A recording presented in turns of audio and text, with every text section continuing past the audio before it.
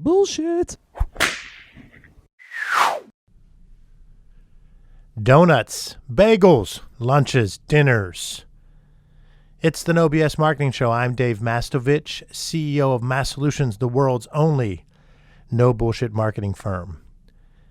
You might think that this episode is about the food choices you'd see at a restaurant, but that's not the case. These crowd favorites are what pharmaceutical companies have historically used to influence physician behavior. Though we can all be suckers for free food from time to time, clients, friends, and colleagues know my stance on this issue.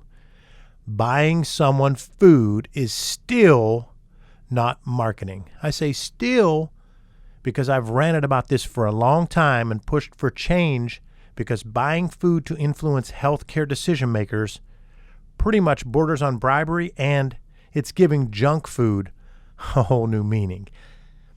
The entire marketing profession is tainted because some industries focus more on taking food to prospects than on finding out how to solve their problems or meet their needs. I realize pharmaceutical reps do more than buy food. However, the, quote, other stuff they do is not being noticed nearly as much as the food purchases. And some of the marginal to weak pharmaceutical reps use the food delivery as too much of a crutch. But it's certainly not limited to pharmaceutical companies. You can find food buyers, deliverers, disguising themselves as marketing representatives for rehab companies, home health, hospice, senior living organizations. The list of healthcare entities buying food and thinking it's marketing could go on and on. But let's stick with how it impacts physicians for a bit. The Open Payments website, created under the Affordable Care Act, requires that physicians report transactions that are $10 or more, as well as items that are under $10 if the yearly total exceeds $100.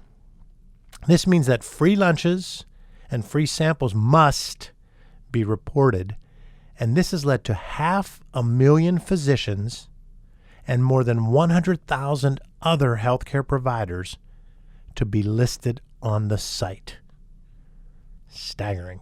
While those numbers are staggering, it doesn't compare to the fact that meals from drug reps were reported by 96% of providers who are listed on the site.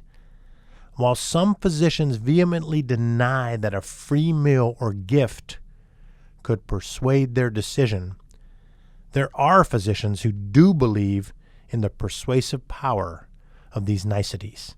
In fact, here's a quote from a Medscape article where one public health physician said, quote, "I'm sad to read comments from so many docs who don't believe they're influenced by drug rep perks, even small gift like pens.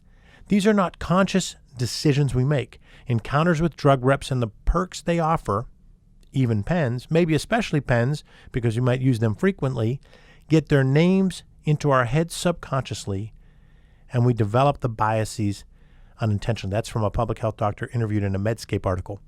Now, you still might be thinking to yourself, would a free meal really influence a doctor's behavior?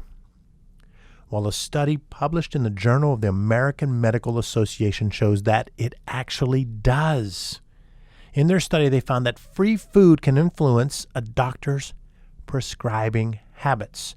Just one meal provided by a drug company can boost the likelihood of the doctor prescribing the company's drug by as much as 118%. Just one meal provided by a drug company can boost the likelihood of the doctor prescribing the company's drug by as much as 118%. What makes this even more perplexing is that these sponsored meals are typically valued at under $20. So that means for $20 or less, companies can seemingly double the likelihood of their drug being prescribed. As you can probably gather, I'm going to have to hit the button. That's bullshit. And locally, UPMC Health System realized this and instituted ethical guidelines with respect to marketing to physicians that imposed restrictions on consulting relationships and banned gifts from industry representatives. This was a bold move because, in my opinion, the old adage of the way to a person's heart is through their stomach should never apply to that of a physician. That's enough talk about food, because it wouldn't be the No BS Marketing Show if we didn't focus on the marketing aspect of this topic and how it can help you to improve as a marketer, a senior leader, an owner, entrepreneur, CEO, CFO, COO. Here are 6 steps to help you do no BS marketing instead of just buying someone food. Number 1, understand that sales, marketing, sales are 2 separate yet equally important functions. I mentioned the reference to the Law and Order show at the beginning. 2 separate yet equally important groups. That's what these 2 are. Don't combine these 2 into one and say, she handles our sales and marketing, because that's bullshit, because the mindsets and skill sets of those from each of the 2 separate yet equally important functions are completely different. As a leader, you can't manage and motivate them the same way, and they won't be able to do the same type of work and get the same type of results. So blending them is one of the 8 reasons companies become BS marketers. Number 2, real marketing leverages both the art and science of marketing to reach and influence key target audiences. Focusing too much on the creative stuff leads to ambiguity, while leaning solely on analytics misses the emotional aspect of human behavior, and that's what we buy from. We buy on emotion. So leverage both the art and science of marketing to maximize your return on investment. Next, clearly define your target audiences by segmenting based on how they buy, what they want to need, and what they're comfortable paying. The real drill down of segmentation is eye-opening, because you're leaving money on the table. I'm going to tell you that right now. I can say it, and it's not bullshit.